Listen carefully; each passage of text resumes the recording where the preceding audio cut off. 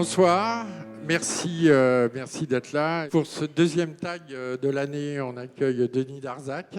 On va découvrir à la fois sa démarche et les travaux récents. Denis, si tu veux dire un petit mot avant de débuter. Oui, donc bonjour à tous. Je vais d'abord me présenter tout court. J'ai fait l'école des arts décoratifs en section vidéo il y a déjà plus de 30 ans.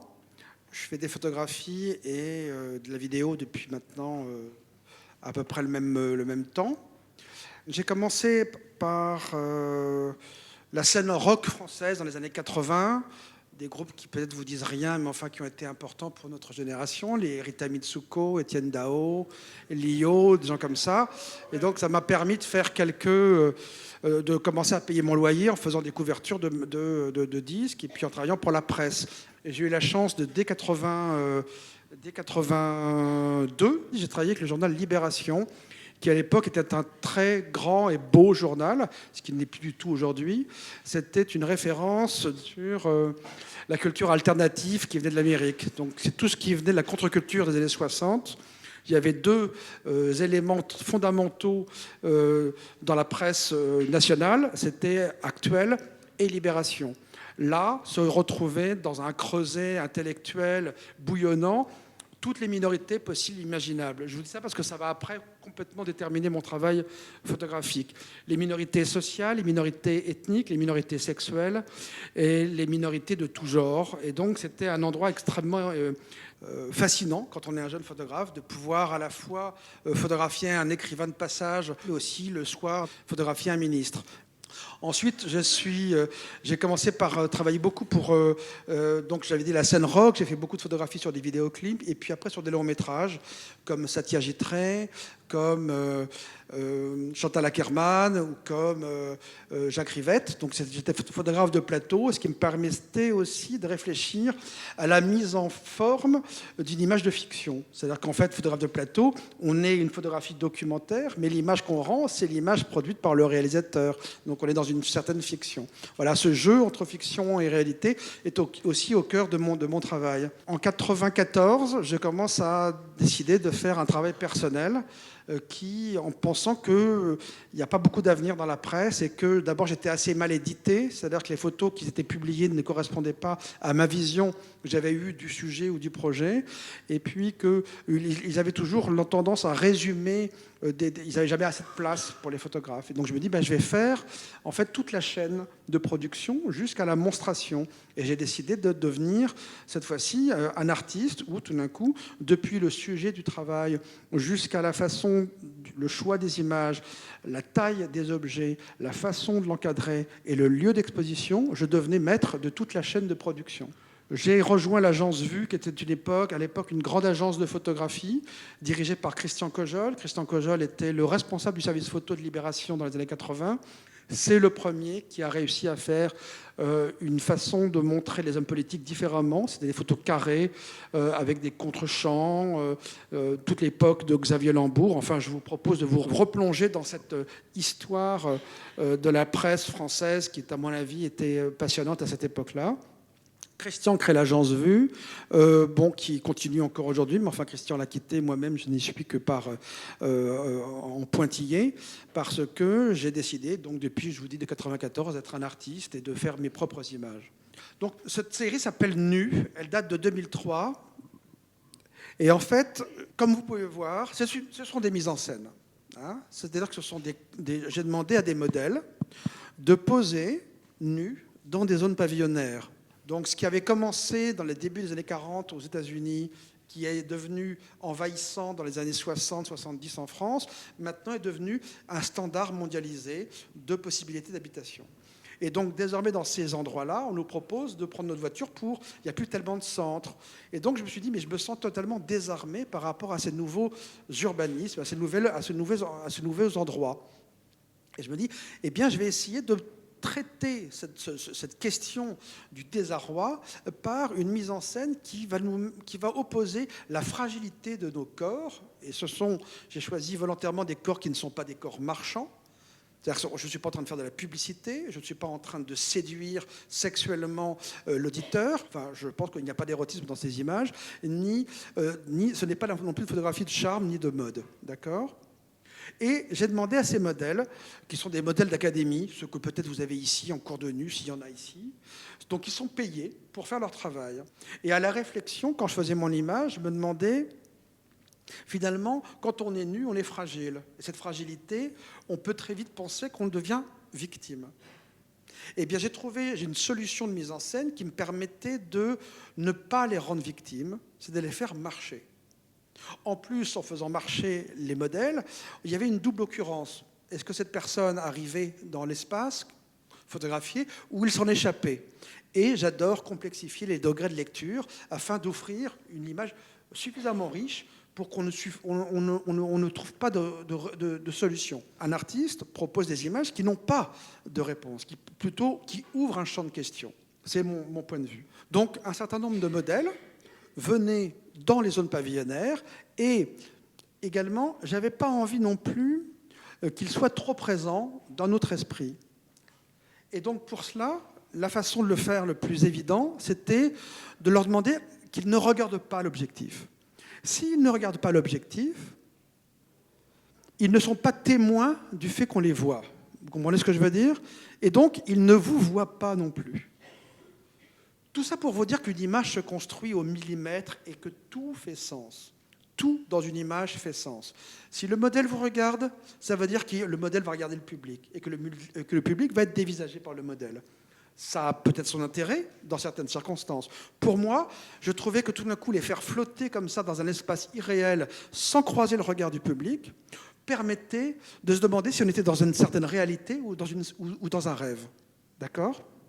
Donc quand je parlais de corps qui n'étaient pas des corps marchands, c'est qu'effectivement, ce qui m'intéressait aussi, c'était de montrer des corps d'hommes et de femmes qui nous ressemblent, qui sont même parfois âgés, qui ne correspondent pas forcément au canon de la beauté conventionnelle des magazines.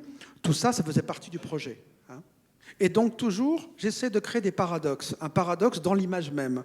Et vous verrez, ça se nous renouvelle souvent dans mes séries photographiques, j'essaie de juxtaposer deux réalités. La réalité qui est presque triviale, la trivialité d'une cité pavillonnaire, avec, s'il a plu, un peu d'humidité au sol, avec les volets, avec la mesquinerie de la petite barrière, que sais-je, et à la fois la liberté de ces corps, la liberté d'un homme et d'une femme qui, sans entrave, se permet d'occuper l'espace du cadre. C'est une métaphore, évidemment. Le cadre, c'est pour moi la société, et le corps qui bouge, c'est une façon d'occuper l'espace et de prendre position, au sens propre comme au sens figuré, dans le cadre. Comment le corps réagit dans ces espaces, comment est-ce qu'on trouve notre place dans un environnement presque coercitif. Voilà, c'est des questions. Comment est-ce qu'on rencontre l'autre? Comment est-ce qu'on rencontre l'autre? Quand on fait une série, je pense que c'est comme si on avait un marteau avec un clou. Une fois qu'on l'a tapé 10 fois sur le clou est enfoncé, on passe à autre chose. Je pense que ce n'est pas la peine de faire 75 images sur les nus qui marchent dans les zones pavillonnaires. Je pense qu'entre 6, 8, 10, voilà, j'avais dit tout ce que j'avais à dire. Ok, je vous passe à la série suivante. Je me retrouve en 2005 à faire un travail assez complexe et assez long pendant 1 an à Bobigny. Et donc j'ai fait un livre avec l'écrivaine Marie Desplechin qui s'appelait Bobigny Centre-Ville. Je vous rappelle qu'en 2005, en décembre, suite à une course-poursuite, 2 jeunes garçons se font électrocuter dans un transformateur électrique et de là naissent les émeutes les plus importantes en France depuis un certain nombre d'années. Je me suis dit, moi j'ai pas vu ça. Moi j'ai vu des jeunes qui veulent participer à la marche des choses et qui ont une capacité de concentration et de produire du sens avec leur corps ou alors à leur esprit. Et je me dis, tiens, je vais demander aux jeunes des cités que j'avais vus pour répondre à ces histoires d'émeutes, j'ai fait cette série qui s'appelle La Chute, en 2006, où j'ai demandé à des jeunes qui font la capoeira, le breakdance, le hip-hop, etc., de prendre, encore une fois, comme j'ai dit tout à l'heure, position, prendre position dans l'espace réel, dans leur environnement et essayer de trouver leur équilibre dans cet environnement. Comment trouve-t-on son équilibre dans cet environnement? Alors, il y a à la fois cette volonté propre à la jeunesse qui est de défier les lois mêmes de la pesanteur, Je vous rappellerai qu'il y a un autre artiste qui s'appelle Philippe Ramette, qui lui va traiter la question de façon tout à fait différente. Je crois qu'un jour on pourrait y réfléchir, de les faire en parallèle. Mais Philippe Ramette dit, lui, ma pensée d'homme va me permettre de défier les lois de la gravité. Et donc il va construire des prothèses en bois, en métal, en ferraille, de façon à ce que, quand il fera une photographie de lui dans un espace déséquilibré, on ait l'impression qu'il défie les lois de la gravité. Et donc, c'est une réponse intelligente à une question physique. Le propre de la jeunesse, c'est de défier, presque dans l'inconscience, les lois de la pesanteur. Et eux, c'est plutôt le fruit d'une expérience quand ils sautent, c'est plutôt l'ordre d'une provocation ou d'un orgueil de vouloir tout d'un coup, ce qui est propre à la jeunesse, de défier l'ordre établi. Voilà une façon d'expliquer ce travail sur la chute. Le mythe d'Icare ? Alors, il y a plusieurs lectures. Je laisse encore ouvert. Il y a bien sûr, il y a Icare, mais il y a, par exemple, pour cette image-ci, si vous voulez le regarder à la tête à l'envers, elle renvoie aux images qu'on a très peu vues, parce qu'elles ont été censurées rapidement, des corps qui tombaient des tours du 11 septembre. On ne peut pas voir un Américain qui meurt. Donc, pendant le moment effrayant où les tours jumelles ont été attaquées par les avions, il y a eu un moment donné où ils ont montré quelques corps tués. Essayez désormais de revoir ces images, c'est très difficile. Il y en a sur Internet, c'est un peu compliqué à les voir. Mais il y a cette espèce de mélancolie d'un corps qui ne résiste pas à la chute, comme une espèce de symbole de la fin du XXe siècle. Quelque chose comme ça, sur un changement d'air. D'ailleurs, on voit bien, avec les élections dernières, qu'on a vraiment changé d'époque. Icare, les voilà. Les trois baies vitrées derrière renvoient aux ailes d'Icare. Évidemment, ce sont des photographies qui sont réelles. Il n'y a pas de trucage, ce n'est pas Photoshop. C'est justement la puissance de la jeunesse, cette volonté de défier les lois de la nature qui permet de, comme un coup, faire image. C'est donc aussi un manifeste, une croyance dans la jeunesse d'aujourd'hui et dans la capacité que nous avons de réinventer le monde. Est-ce qu'il y a cette idée de lévitation plus... Alors, c'est vrai que quand j'avais fait ça, c'était suite aux émeutes. Et donc, j'avais appelé la chute volontairement pour donner une dramaturgie. Aujourd'hui, je pense que je préfère la chute tout d'un coup donner un sens un petit peu trop fermé aux images. Or que si je les aurais appelées autrement aujourd'hui, je préfère qu'elles soient en suspension comme ça à jamais. C'est ça qui est beau aussi en photographie, c'est que ces corps sont en suspension à jamais. Et c'est évidemment une façon d'interroger. Comment est-ce qu'on trouve notre équilibre ? Est-ce qu'on ne les laisse pas tomber ? Voilà, il y a toutes ces petites phrases qui peuvent être une façon de lire le réel. Monsieur, je vous en prie. Quand je vois ça, je trouve que c'est plus parlant que ce qu'on nous ressasse, surtout à cette période-là. Moi, j'ai 27 ans, donc à l'époque, j'avais 15 piges quand c'est arrivé. On voyait tout le temps, tous les soirs, encore des émeutes, ah là là, mon Dieu, la violence, la décadence, machin, oh, où va le monde ? Là, au moins, on a une vision plus posée, on voit, on peut s'interroger, et c'est pas quelque chose qui est juste un écho aux médias, mais qui est vraiment une vision personnelle du photographe, qui est, pour ma part, personnellement plus intéressante. Écoute, je te remercie de rebondir, parce que je vais rebondir sur ce que tu viens de dire, parce qu'en fait, c'est une façon de voir le monde. J'ai toujours l'intention de voir la bouteille à moitié pleine plutôt qu'à moitié vide. C'est pour moi une nécessité vitale, et c'est également aussi d'avoir une confiance immodérée dans les autres. Si j'ai bien compris, en fait, votre travail, c'est plutôt de retranscrire une performance, plus que de témoigner de quelque chose, puisque à chaque fois, vous faites des mises en scène où il y a des gens, des lieux dits, c'est éphémère, et en même temps, vous reprenez le concept de la performance, du théâtre. Créer quelque chose. Bah oui. C'est le théâtre des réalités. Donc pour vous, ce serait plus c'est notre théâtre. Un travail de reportage ou un travail de retranscription d'une performance ? Je ne pose pas ces questions dans ces termes. Maintenant, tout me va. C'est un reportage sur notre époque, d'une certaine manière. Mais de façon abstraite. Pour moi, si vous voulez, parce que vous en verrez d'autres images où justement les corps sautent comme ça dans la peinture. Pour moi, c'est un Poliakov. C'est l'école de Paris, c'est la peinture. Il y a beaucoup. Le sol, c'est presque une peinture abstraite. Et ça renvoie aussi à ce lien culturel dont je parlais tout à l'heure quand on évoquait Icare. Je pense aussi à Klein, Le saut dans le vide, peut-être? Alors, bien sûr. Et puis, l'idée que nous nous extrayons de la gravité de ce monde, hein, au sens propre comme au sens figuré, encore une fois, traverse beaucoup de créateurs. Cette volonté de s'échapper du réel, d'aller plus loin que ce qu'on serait autorisé à faire, bien sûr. Un homme politique d'importance, élu président de la République, son premier geste politique a été de faire du jet ski autour du yacht de son ami milliardaire. Il y a eu d'autres hommes politiques en France qui, comme geste politique, ont fait autre chose, plus symbolique, plus fort, à mon avis, et moins matérialiste. À la même époque aussi, un communicant d'importance nous avait raconté que si on n'avait pas de Rolex à 50 ans, on n'était pas un homme. Et tout d'un coup, ce glissement sémantique entre être et avoir, où tout d'un coup, pour être, il fallait avoir, et que quand on était élu président de la République, ça y est, on pouvait rigoler avec les milliardaires, c'était pratiquement un but dans la vie, ça m'a énormément choqué. Et donc je me suis dit, il y a quelque chose à faire sur les mêmes mises en forme que la chute, sur ces questions. Et j'ai donc, suite à une commande d'un centre d'art à Rouen, j'ai souhaité faire une série qui s'appelle Hyper. Hyper, c'est le même principe que la chute, mais cette fois-ci, il y a un rapport beaucoup plus pop et beaucoup plus baroque à l'environnement. Tout le monde sait ce que c'est qu'un hypermarché, c'est ce qu'on partage pratiquement le plus, tous, hein, bien plus peut-être que nos églises réciproques. Il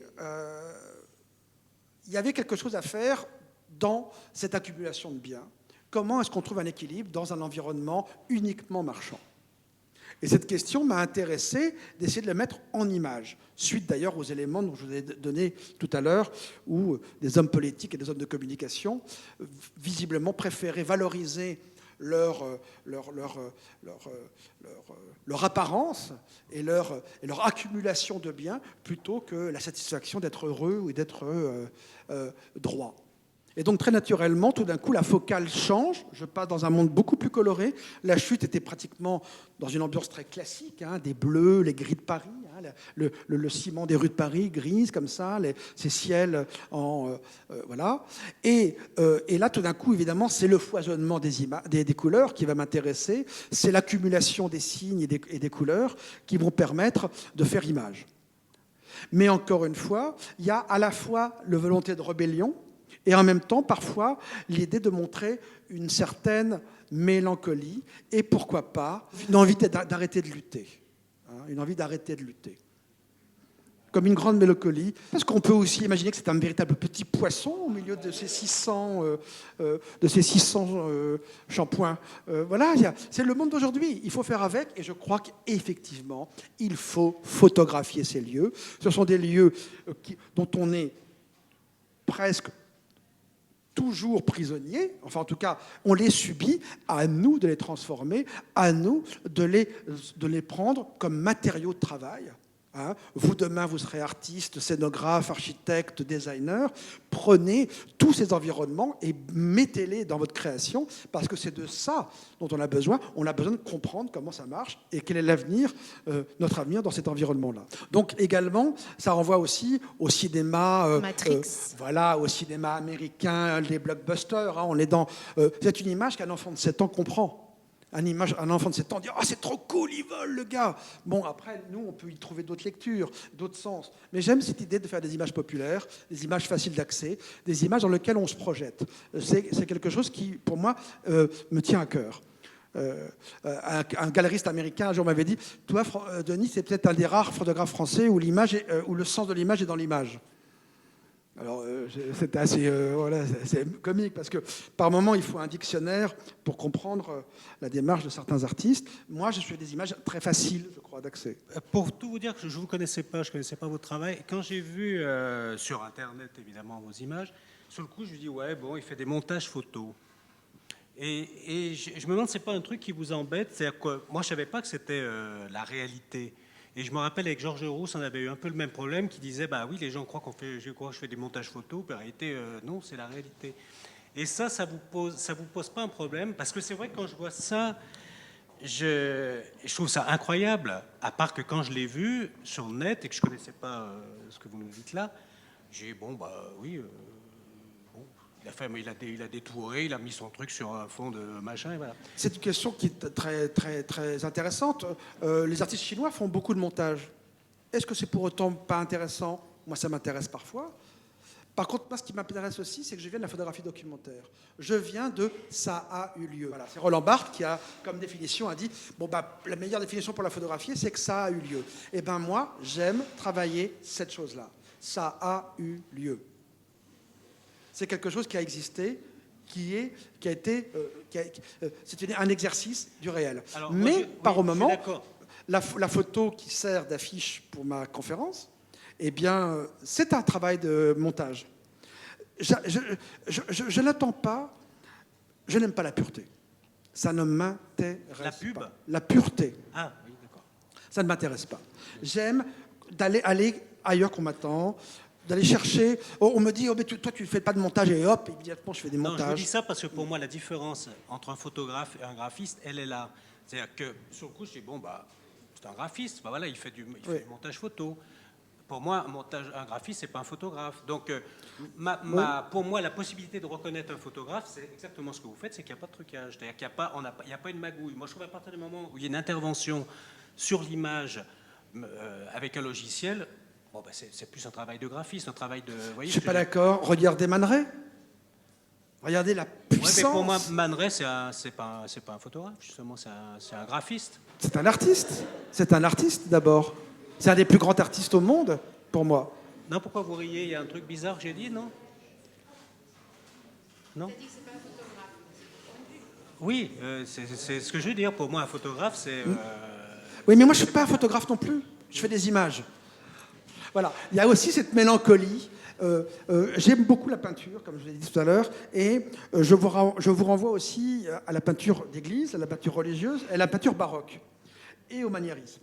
Le maniérisme, c'est quoi? Je vous rappelle en 3 mots, Pontormo, juste après le début de la Renaissance, certaines personnes autour de Florence décident d'aller encore plus loin dans la belle manière, c'est la façon de bien peindre, et créer des personnages dans des couleurs totalement inouïes, dans des problèmes de tenue, de corps qui sont totalement distordus, tordus. Et en fait, on n'est plus du tout dans une réalité ou dans un réalisme, on est dans l'expression la plus sophistiquée, la plus cultivée d'un corps. Et tout le monde sait que c'est faux, mais ce faux-là, finalement, devient presque plus réel que celui qui veut imiter la nature. En fait, même le mouvement le plus faux de ce garçon est peut-être plus vrai que ce qui l'entoure. Alors après, par moment, il m'arrive aussi de faire des variations sur le même thème, comme dirait Jane Birkin. Le musée Niepce de Chalon-sur-Saône, feu parce qu'il vient de partir, François Cheval, qui a quitté malheureusement ce musée le 31 décembre dernier. Je vous rappelle ça parce que c'est un mec important, François Cheval. Et Chalon-sur-Saône, c'est là où Niepce a inventé la photographie en 1827. C'est là où les usines Kodak ont mis leur usine et ont fait tous les films que vos parents ont probablement utilisés pour faire des photos de vacances ou des photos artistiques ou des photos de famille. Donc c'est un espèce de lieu totalement, vraiment fondamental et très important.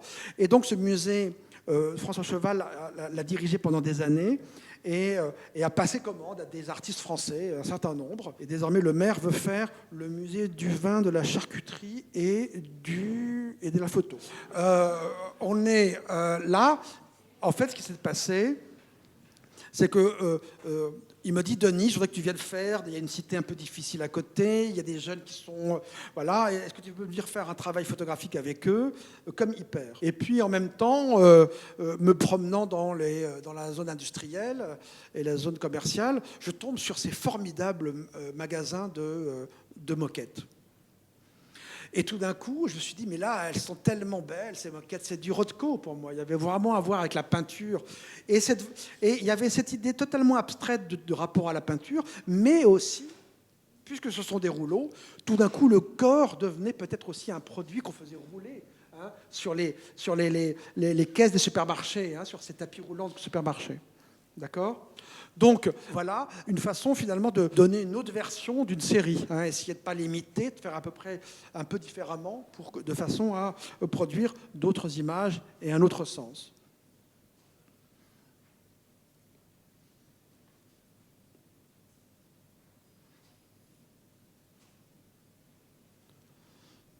Ensuite, je me suis dit, tiens, qu'est-ce que je vais pouvoir faire, quel va être le prochain travail ? Alors si, je vais vous montrer un autre truc, parce que parfois aussi, ce qui m'intéresse, c'est parfois le réel propose des choses tellement fortes, tellement puissantes, que ce n'est pas la peine de les inventer. Et j'ai fait un travail qui s'appelle les casques de Thouars. Les casques de Thouars, c'est à Thouars, la ville de Thouars. Je ne sais pas si vous connaissez, c'est une toute petite ville sur le bord de la Loire.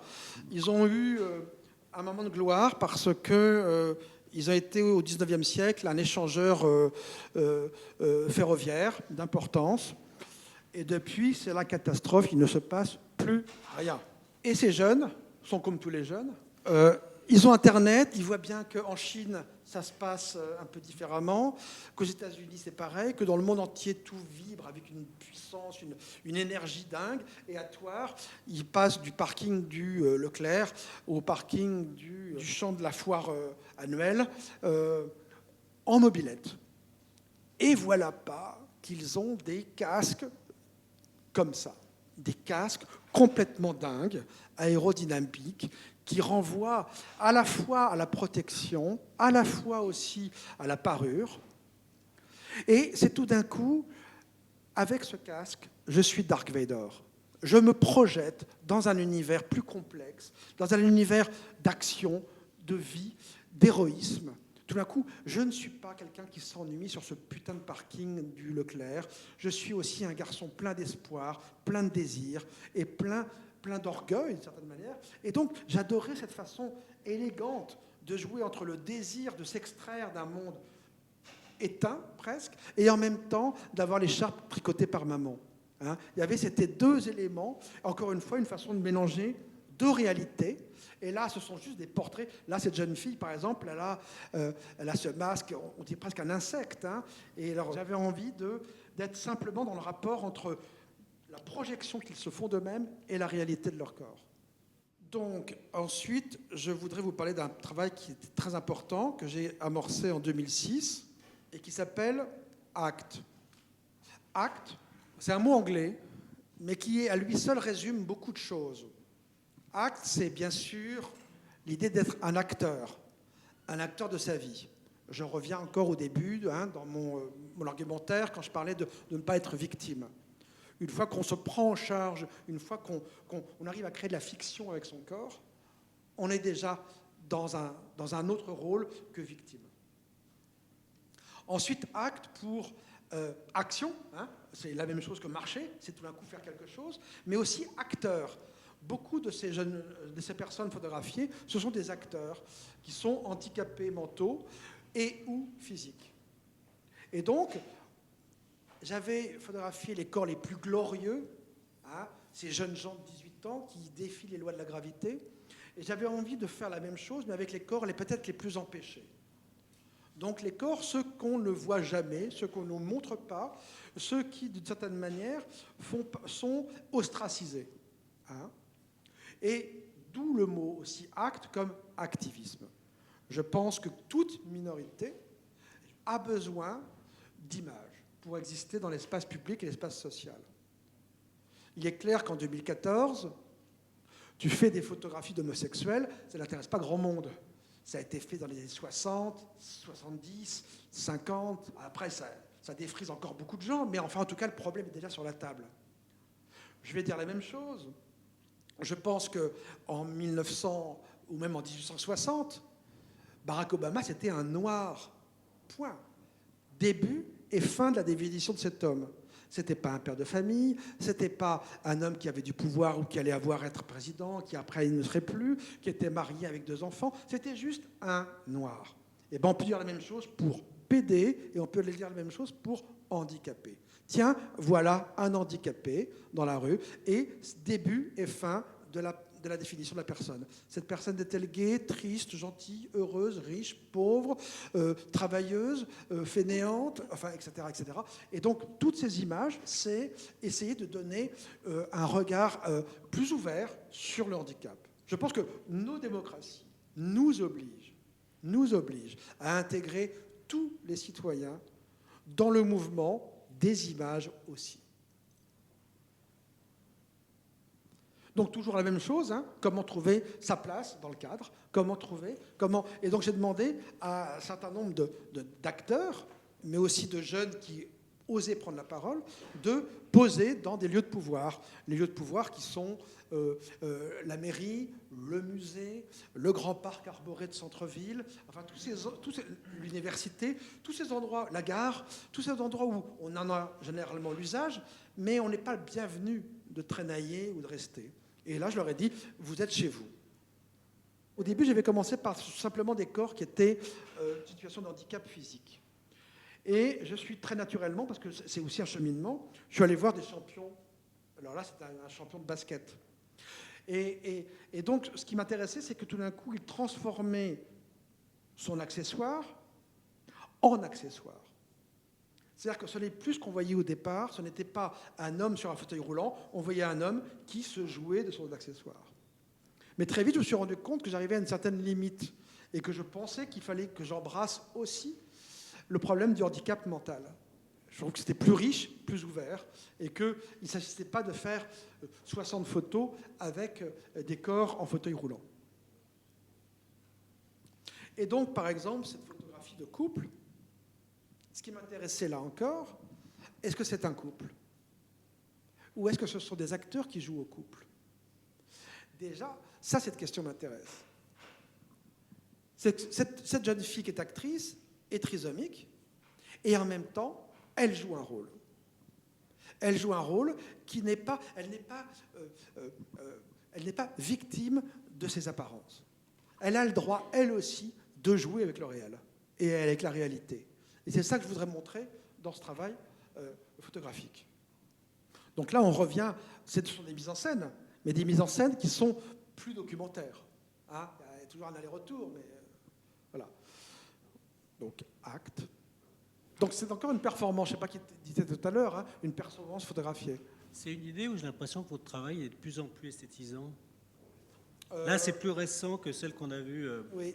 C'est ça. J'ai l'impression que vous êtes de plus en plus attentif à la couleur, à l'arrière-plan, à la qualité de l'arrière-plan. Celle qu'on a vue au début sur la chute, à la limite, c'était pas très grave, il y avait un tag, un truc cassé. Là, j'ai l'impression. Je suis pas d'accord. C'est un peu si vous regardez la chute attentivement, il n'y a pas de voiture, il n'y a pas d'enseigne, il n'y a pas. On est dans la ville, dans la rue, mais dans la rue et la ville la plus anonyme qui soit, afin que les corps puissent réellement performer et qu'on ne soit pas distrait. Essayez de faire des photos avec des voitures, vous allez voir, on ne voit qu'elles. On ne voit que ça. Et donc, moi, j'ai essayé de faire la ville sans la voiture. Je vais justement. Juste parce que ça fait un bout de temps que je posais la question. Je ne suis pas du tout d'accord avec toi. Il y a un œil sur la composition, alors sans flagornerie aucune, qui est d'une précision totale depuis le début. D'où ma question, celle du choix. C'est-à-dire qu'il y a une photo qui émerge à chaque fois d'une situation. Vous devez en faire plusieurs sûrement. Bien sûr. Comment arrive ce choix? Parce qu'effectivement, moi, sur les chutes, effectivement, le tag bleu, mais le tag bleu, il fonctionne avec le jean, etc. Bleu, oui. À chaque fois, il y a une exigence totale, une limite, il y a une perfection. Oui. Je ne sais pas si c'est un compliment pour un photographe, mais il y a une perfection totale. Je crée un environnement et après, je tourne autour du sujet. C'est-à-dire que je ne fais pas des croquis. Je dis, on va faire image ensemble. Par ton intelligence de ton corps, par ton savoir-faire, par ton envie, je vais saisir ces moments-là. Donc, je crée une situation. Tu vas être à poil devant une zone pavillonnaire, mais après, je te laisse faire ce que tu veux. Mais par exemple, celle-ci, en fait, on fait des images, et puis à un moment donné, on se dit, mais pourquoi celle-là elle m'intéresse? Pourquoi elle m'intéresse? Pourquoi elle m'intéresse? Et tout d'un coup, c'est comme une évidence. On pense à Charlie Chaplin. Pourquoi est-ce qu'il fait rire? Parce qu'il est comme nous. Il ne sait pas comment se comporter dans le réel. Il ne sait pas mettre un pied devant l'autre. Il n'arrive pas, et il nous le montre, il se dandine, il a du mal. Il a du mal. C'est pas un mannequin professionnel qui fait un catwalk. Hein. Et tout d'un coup, c'était ça que je trouvais beau à montrer, c'est que aussi, alors après on va parler de la nature, mais la nature, je vous rappelle qu'au XIXe siècle, les corps qui étaient handicapés, on appelait ça des corps dénaturés. Et tout d'un coup, inscrire des corps dénaturés dans la nature, il y avait quelque chose, une résonance, une interrogation, une capacité d'interrogation qui me paraissait intéressante à jouer. Et la façon dont on se tient, dont on utilise son corps, moi, je me dis, je suis un chorégraphe contemporain, je vois cette image, je me dis, ah, il y a peut-être un truc à faire. Il y a peut-être un truc à faire sur la danse. Il y a peut-être un truc à faire sur la façon dont on utilise son corps. Et donc, au lieu de dire que l'handicapé, je le rejette parce qu'il est différent, je me dis, cette différence, peut-être qu'elle va enrichir notre vocabulaire de forme, qui va nous permettre de nous parler de notre humanité. Bon, bien sûr, la peinture baroque aussi, toujours.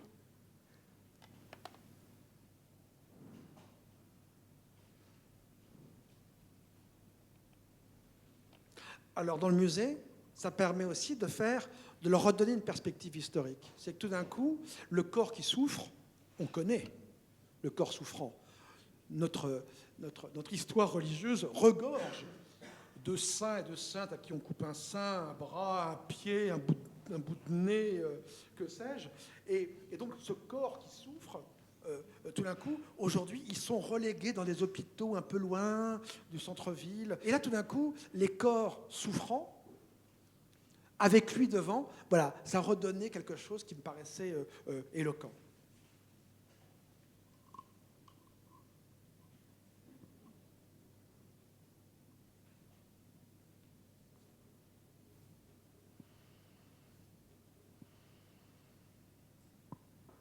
Voilà, hein, quand on parle aussi dans la nature, et là on est juste dans un parc en Bretagne, et tout d'un coup, ces grandes feuilles qui semblent sorties de Tintin et l'île mystérieuse. Hein.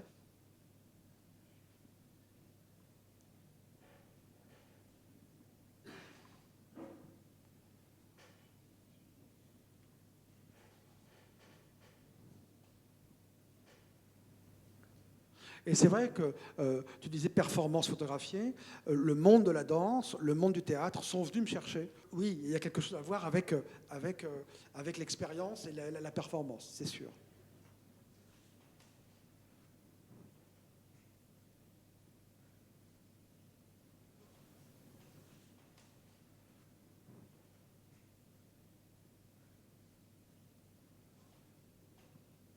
Alors, un jour, aux Rencontres d'Arles, j'ai montré cette photographie dans une exposition et quelqu'un m'a dit « Mais ça, monsieur, vous ne pouvez pas montrer ça.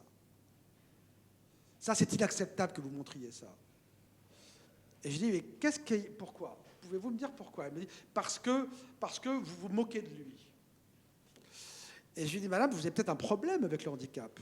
Parce que moi, je me moque de personne. Je montre des corps et des hommes et des femmes qui ont un handicap. À telle enseigne que cette photographie maintenant trône à l'accueil de la compagnie Mind the Gap, ceux avec qui j'ai travaillé. C'est celle-ci qu'ils ont voulu mettre en exergue, mettre en avant à leur accueil quand ils accueillent le public. Et en fait, souvent, les gens dealent avec leur propre peur. Et puis maintenant, j'aimerais, madame, que vous me disiez quelles sont les images qu'on peut faire et les images qu'on ne peut pas faire. Je pense que vous n'arriverez pas à nous dire ce qu'il faut faire ou ne pas faire.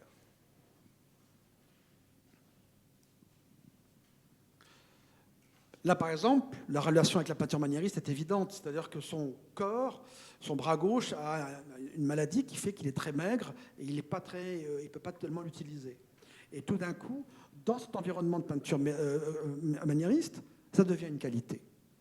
Parce qu'il a à la fois l'immense grâce d'une peinture maniériste et l'arrogance de l'adolescence.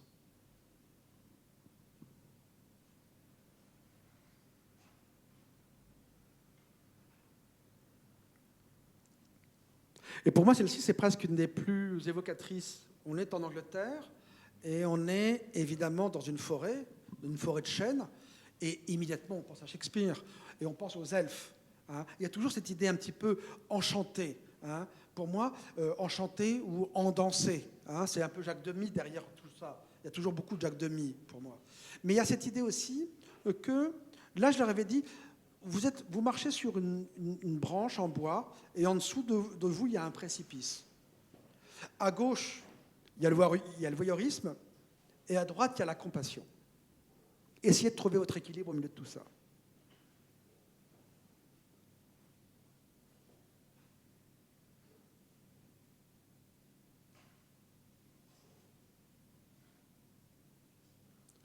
Et voilà, le vivre ensemble. Et moi, je prends souvent exemple sur ma mère qui me dit « Oh, les pauvres!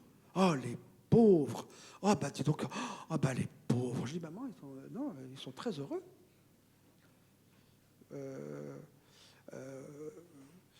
Une fois qu'on est ce qu'on est, on est ce qu'on est. Alors si on passe toute sa vie entière à regretter de ce qu'on n'est pas, ce qu'elle fait, elle, eh ben, c'est pas le bonheur. Et je dis, ben, je crois qu'elles sont même pratiquement plus heureuses que toi. Enfin, c'était une autre paire de manches, un autre sujet, peut-être un autre projet photographique. Je voudrais juste vous montrer une dernière série. Je voudrais vous montrer Acte 2, parce que c'est une façon de répondre à une question. L'Opéra de Paris me demande, Denis, voilà, on aime vraiment ce que tu fais, il faudrait que tu viennes faire une série de photos pour la scène virtuelle qui s'appelle Troisième scène. Allez voir sur Internet, Troisième scène, Opéra de Paris. Il y a pas mal d'artistes vidéastes et des photographes qui ont fait des propositions plastiques. Ces danseurs de l'Opéra de Paris, je leur ai demandé de s'inspirer des photographies de Acte. Donc tout d'un coup, on inverse la proposition. Les corps les plus empêchés, les corps les plus différents, les plus difficiles au mouvement, à la grâce, devenaient les modèles des plus grands danseurs de l'Opéra de Paris. Donc il ne s'agissait pas, évidemment, d'imiter, mais il s'agissait de s'inspirer. Donc c'est encore la même chose que tout corps, toute personne peut être un enrichissement pour les autres. Et donc ce travail s'appelle Acte 2, où donc, ces danseurs de l'opéra, je les ai sortis de l'opéra pour essayer de décontextualiser. Je leur ai demandé de s'habiller comme vous et moi, parce que ça ne m'intéresse pas de les avoir en tutu dans Paris. Enfin, ça va, quoi, on n'est plus à l'époque de Degas. Et de réfléchir à des mouvements qui viendraient de s'inspirer de ma série de photographies Actes. Voilà, et je vais finir avec cette image de Michael, qui a compris immédiatement mon projet. Et j'ai dit, Michael, c'est incroyable, tu as très bien saisi l'idée. Il me dit, mon père est handicapé. Bon, voilà, tout était dit, la boucle était bouclée. Voilà, maintenant je me propose de répondre à vos questions, si vous avez des questions.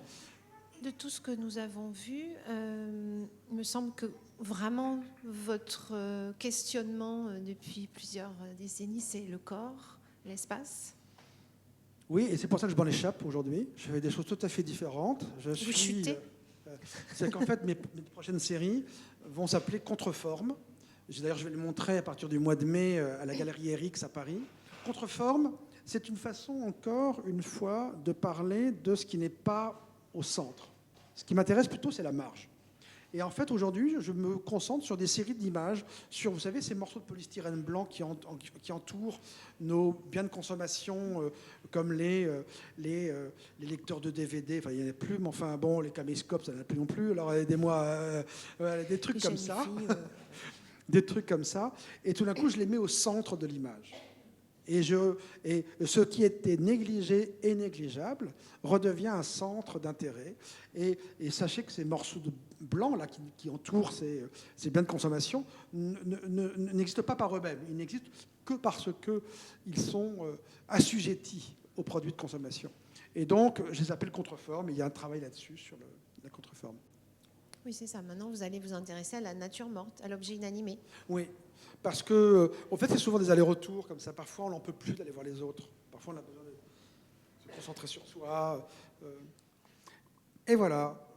Ben, écoutez, merci. Merci, Denis.